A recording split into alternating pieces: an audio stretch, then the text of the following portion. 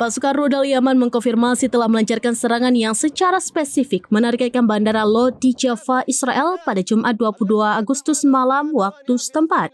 Ini diklaim sebagai serangan terkoordinasi paling brutal yang pernah dilancarkan Houthi. Serangan ini menggunakan gabungan senjata canggih yakni rudal balistik hipersonik Palestina dan didukung oleh 2 pesawat nirawak atau drone. Mengutip laporan dari Al-Mayadin, juru bicara militer Yaman, Brigadir Jenderal Yahya Saree, memastikan bahwa rudal canggih Palestina berhasil menembus sistem pertahanan dan intersepsi Israel sebelum akhirnya tepat mengenai sasaran. Dinyatakan bahwa serangan tersebut memicu gangguan serius di jantung Israel, menyebabkan jutaan warga kocar-kacir mencari perlindungan darurat. Selain itu, aktivitas di bandara utama tersebut dilaporkan terhenti sementara.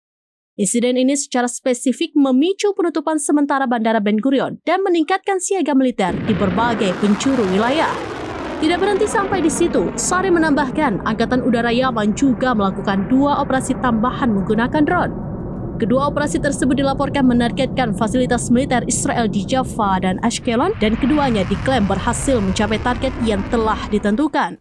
Serangan berantai yang diklaim sebagai operasi balas dendam Houthi ini menegaskan kembali kapabilitas militer kelompok tersebut dalam mencapai target penting di wilayah yang selama ini diklaim paling aman di Israel.